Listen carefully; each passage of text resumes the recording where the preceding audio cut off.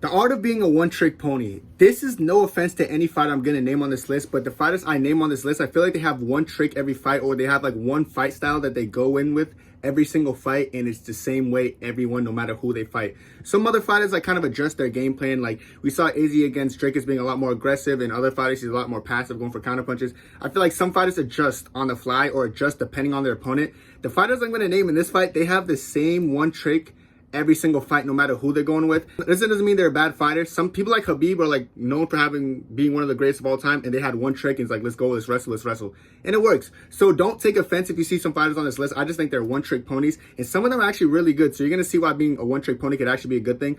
But let's go into the video because we're going to talk about the best one-trick ponies in each division in the UFC today.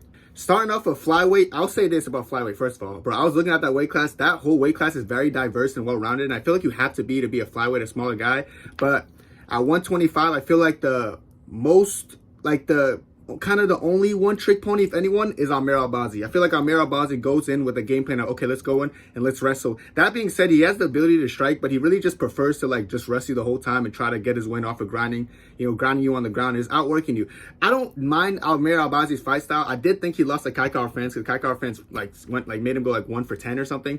But when he did get Kai down, he held him for a good amount of time. So his goal is just to wrestle you. And if that fails, he's gonna wrestle some more. So as far as flyweight goes, like I said, there's not really anyone I can point at other than Amir Albazi for being a one-trick pony. But like I said, Albazi's still one of the best in the weight class, so that one trick is translating pretty well. And now we're on Bantamweight, and this guy is one of the best Bantamweights on the planet, and he's a one-trick pony. It's Merab Dvalishvili. Bro, every single Merab fight, it's like Merab does, like some wrestlers get discouraged. Like they'll wrestle and they're like, oh, he stuffed 5 of my takedowns, I'm done shooting.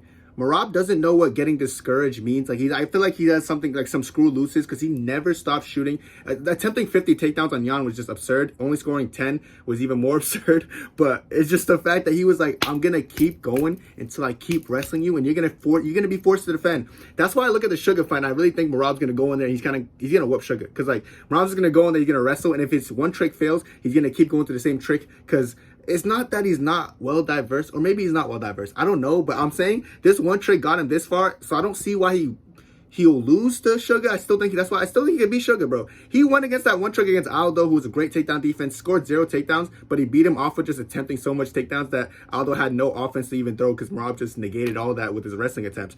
Like, you know what I'm saying? So he's been against some good strikers and just overwhelmed them with his wrestling. I think you do the same to Sugar. So for a one-trick pony, he's definitely the most dominant bantamweight on the planet. Now we're on to featherweight. Featherweight is similar to flyweight because I feel like a lot of featherweights are well-rounded, but when I was thinking about it and looking through it, I feel like the best one-trick pony as far as featherweight's concerned, I have to give it to Movsar Evloev. I feel like he kind of goes in with that, yes, I'm going to walk forward the whole time and try to wrestle you. And if that fails, I'll strike a little bit. Like, he strikes if he needs to. Other than Merab, I say the difference between like a Movsar and a Merab is like Movsar's okay with striking. He's a little bit more, he's comfortable in his chin and all that. Like, I feel like whereas Merab kind of gets rocked sometimes, or like is not really fully comfortable on his feet. But with Movsar, like, he's okay with striking, but you know what he wants to do to you. He kind of wants to just take you to decision by grinding you out by wrestling. And he has a lot of fights. I think all his fights went to decision. So like, he just likes to go in there and just wrestle, make you work. He makes you work, which is some good work. I actually think Movsar is one of the best featherweights on the planet. I think stylistically he'd be a hard fight for someone like Ilya as well, just because he just has that one trick, and the success rate of this one trick and taking these guys to decision, like he's beating them over a course of an entire fight. It's not like he's getting lucky with some submissions. Like, he's going in there and he's outworking these guys. So I feel like Movsar is definitely one of the best featherweights. He's probably a top 3 featherweight in my opinion, just skill for skill, and he's a one-trick pony, which is kind of weird, but I just got to give Movsar his respect in that sense. So Movsar is definitely the best one-trick pony in featherweight. Now we're at lightweight. Okay, lightweight, the top of the division has like, they're all well-rounded in my opinion. I think Islam's pretty well-rounded. Dustin, people might say he's a one-trick. No, Dustin has good boxing and has good jiu-jitsu at times. Justin Gaethje, good leg kicks. He has a good defensive wrestling, stuff like that. I feel like a one-trick pony, I don't even think he's ranked. It was Grant Dawson. He failed the rank test against Bobby Green, of course, got caught. So it just kind of shows with Grant Dawson, the one fight he couldn't really use his one trick. He kind of got flatlined by someone like Bobby Green, who's not even like that elite of an opponent. So like, I feel like Grant Dawson is one of those important one-trick ponies.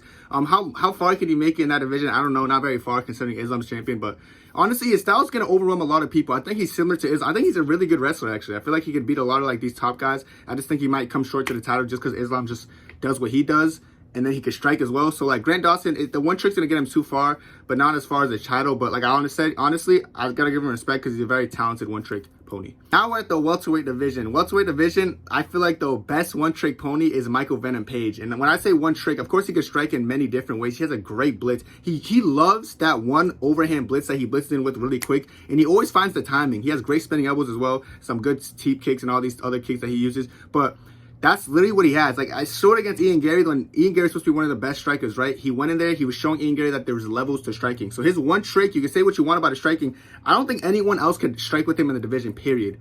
Not a single welterweight. That goes from Bilal, that goes to Shavkat, that goes to JDM. None of these, Wonderboy too, none of these guys can strike with MVP. I'm just going to be so honest with you guys. I just don't think it's possibility to strike with someone at that caliber of striking level. Like, he's been doing karate his whole life, kickboxing, all that. No one can match that energy. And you might be like, oh, but when Ian Gary was saying, like, first of all, people were praising Ian Gary's striking before he fought MVP, but afterwards it was like, oh, like, Ian Gary's just a better benchmark. Like, I know Ian Gary's better at, like, MMA, okay? Like, he had better grappling, and it just shows when MVP can't really just keep it standing.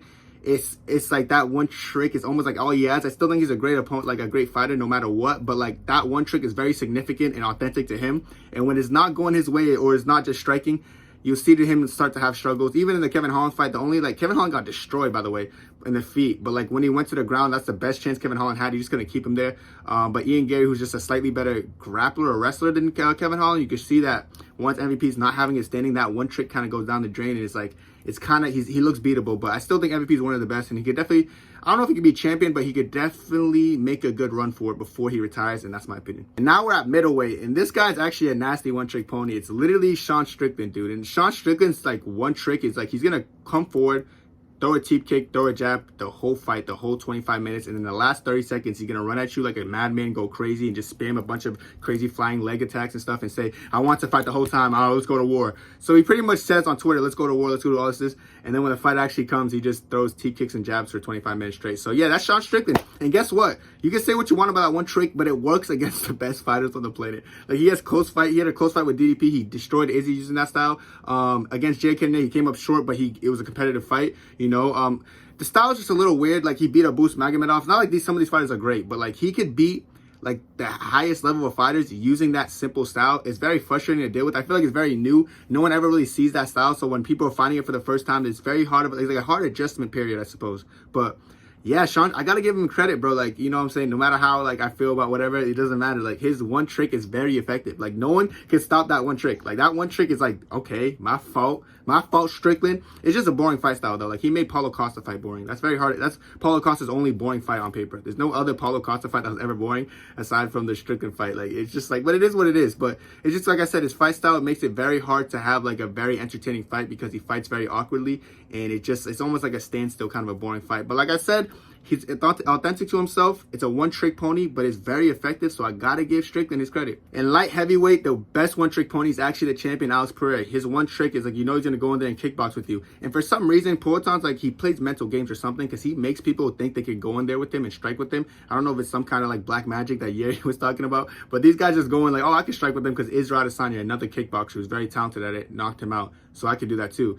Jamal Hill, like, he showed Jamal Hill what's up, knocked out Sean Strickland, another guy who has one of the best one-trick ponies, so who I just mentioned. So he's knocking out other one-trick ponies. He's the better one-trick ponies against other guys. But of course, the only competitive fight he had outside of, like, Izzy knocking him out was the Jan Blachowicz fight because Jan used wrestling. He didn't play into his one trick. The Bruno Silva fight was pretty competitive because Bruno Silva used wrestling as a striker, and it worked. Like, even Yuri Prochazka in the first fight, he won the first round off of just using wrestling. So when you get Pereira out of that one trick situation where he just wants to keep it standing and try to beat the crap out of you and knock you out, you could have a pretty competitive fight. So, but as for other people, they just fall into the illusion that they can strike with them. That's why I want to see him versus Magomed, because Magomed does have good boxing as well, but I feel like Magomed would mix it up, hopefully. If not, if you're going to play into Pereira's game of just, oh, let's go in there, let's strike, let's strike, you're probably going to lose. That's why I think he's one of the most effective one-trick ponies. He has power to go along with his striking skill, so that's just more dangerous. So like striking with Pereira is like a ticking time bomb unless you can find the finish like Izzy, and I just don't think anyone's that skilled as Izzy to even knock out Pereira in light heavyweight. Like light heavyweight, nah. Maybe ain't Live is because he's a really good boxer, but we'll see. But like I said, as far as light heavyweight, the best one-trick pony has to be Pereira. And now we're at heavyweight. I think everyone knows where I'm going with this, or hopefully you should know. It's Jailton Almeida. He's the best one-trick pony ever. He literally goes in there the same time. He's going to wrestle you, and wrestle you. He's probably going to find a finish too. People try to paint the narrative that he was boring because he had one fight that goes to decision. It was against Derrick Lewis where he just mauled him. But every other fight, he takes them down. He submits them or ground and pounds them to death. His like one trick is just to go in there and wrestle, and you know he's going to wrestle. And it's not like, oh, but if he goes against a good wrestler, is he going to switch up his approach? Because once he went against Curtis Blades, the first thing he did was wrestle, like immediately. That was the first thing he did. And he was taking out Curtis Blades really easy. So it just shows that, like, it doesn't matter who you're going. He could go against the worst. He could go against like a Romanov, anyone, a horrible defensive wrestler, or he could go against the best offensive or defensive wrestler. He's still going to wrestle you. His game plan is not going to change. If he fought John Jones, I'm sure he's going to wrestle him a lot. Like, no joke. I feel like he trusts his BJJ and grappling a lot to wrestle. So it doesn't matter who you are or what you do. Jailton Almeida is going to pursue you and wrestle you the entire time, and you really can't stop him. The way he took down Curtis Blades, the best wrestler in the heavyweight division, 9 times in one round, it's just second to none. So I feel like his wrestling has to be acknowledged as one of the best. And I think he's one of the best one-trick ponies in UFC history. Not just the heavyweight division, but like UFC today and UFC history, because how effective it is kind of surprising. Of course, in the Curtis Blades fight, he got caught with an elbow, so he has to be a little bit more defensively sound when he's doing stuff like that. But honestly, he does it every time. He has a lot of success with it outside of that Curtis Blades fight. So I think Jailton Almeida is a future heavyweight champion. He's one of the best one-trick ponies ever. That's it for me, though, and let me know what y'all think. Do y'all think I aced it? I feel like I got the best one-trick ponies. And like I said, there's no offense to these fighters. Some of them are just like very effective at one-trick ponies. Some of them try to be one-trick ponies, but it doesn't last too long. Like Derrick Lewis, a one-trick pony, like straight power. He just wants to box with you straight power. That lasted for so long, and then he started getting destroyed. So some one-trick ponies have bad careers, some have great careers, and everyone I mentioned here has a pretty good career so far, has really good potential. But that's it for me, though, and God bless. 2, 3, 4.